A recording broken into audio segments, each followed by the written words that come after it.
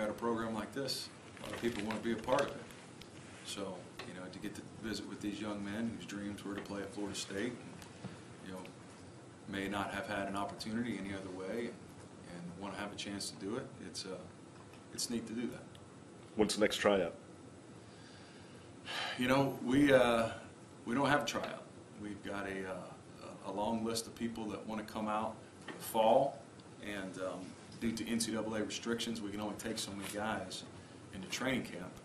So we're going to have to make those decisions off of video evaluations off of high school seniors that want to come out for next year to meet those number restrictions.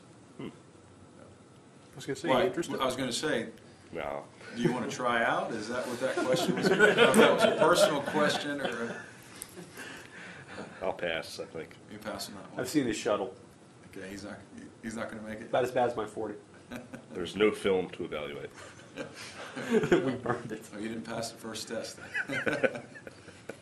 Does that mean you'll only be accepting freshmen come fall? No, you know, there's guys that are current walk-ons on our team Right. as well. You know, you're allotted 85 scholarships by the NCAA, and then you're only allowed 105 people in the training camp. That's NCAA rule into August. So, you know, if you got 85 on scholarship, you can only take 20 walk-ons, and there's going to be some walk-ons that have been on the team, and that will be into that 105 count as well. From your time around the guys so far, is there any guy in the defense especially that's you've seen take that leadership capability? I mean, last year they had guys like Dakota and Jamie, but I mean, has this year, from what you've seen, is any guy really separating himself in terms of being that leader that's leading these guys in these drills? You know, there's certain guys that step up on certain days or on every day, but nobody really that I can say right now. You know, it's too early to tell. We haven't started practice. It would just be too early for me to say who it's going to be. But I've got my eye on a couple people, and we'll see how it goes through spring ball on who's going to step up and be some leaders. Outside of Coach Stoops, who are some of your biggest influences? Well, you know, Larry Coker was a very ethical man that did things the right way. I learned a lot from him. David Bailiff was the head coach at Rice, who has a reputation for being a very good recruiter. Learned a lot of recruiting techniques from him. And, you know, I've worked with a lot of great coaches. You know, many of those have gone on to be head coaches or coach in the NFL.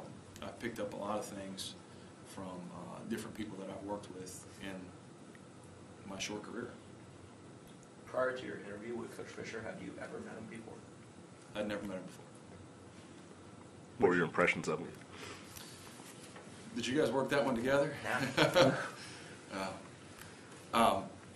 Very high energy, Yeah. and able to do a lot of things in a short amount of time, and to stay on track and stay organized, and the understanding that he has of all aspects of the game, but yet to stay and work at the tempo that he works is really amazing. The guy is a very talented coach, and I could tell that from the first impression.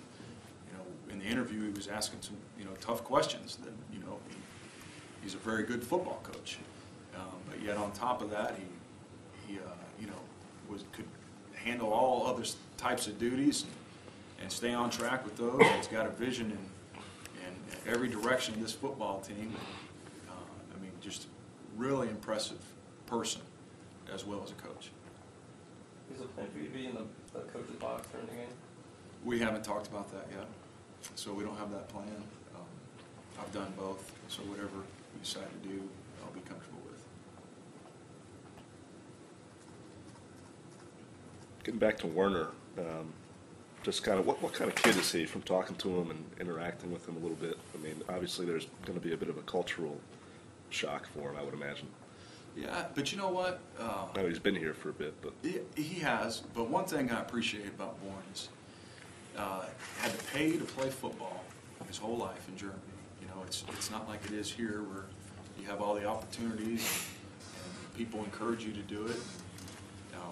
You know, you get a lot of accolades for being good at it. It had to be something he truly loved to do. And then he was willing to leave his family in Germany to go to prep school here for 2 years, right, away from his family to play. So one thing I appreciate about Bourne is his love for the game. You know, he if you want to find somebody who's dedicated to the game of football, I mean, there's a perfect example, and he plays that way as well. And he's just, you know, hungry to play, and really has, you know, no other reason to play football because of how he grew up. And he'll call me or I'll call him, and all he wants to do is talk about football. You know, what he can work on now, and you know, what does he need to be lifting, what does he need to be eating, and that's something I really appreciate about him.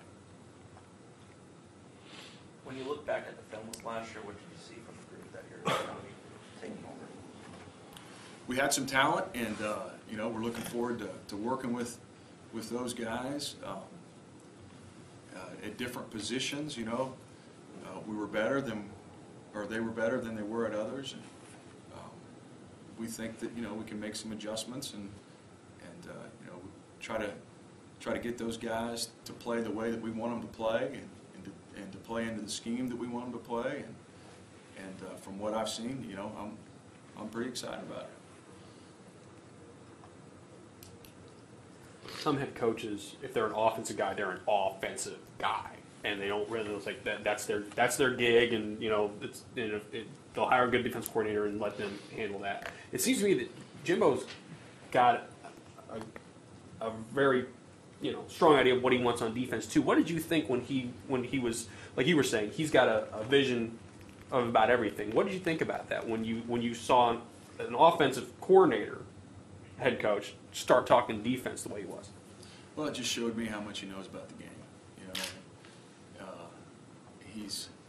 he's got an idea of what he wants to do and everything, like you pointed out, and he had an idea of, I think, of what he wanted to do on defense too. And Coach Stoops has a great plan and has had a successful defense everywhere he's worked, and I think the two just matched. And I was very impressed with Coach Fisher and his emphasis on defense, being an offensive guy, and having a vision to be good on defense. And Coach Stoops, you know, having worked with him before, you know, he knows how to put it together, and I think it's just a perfect match there.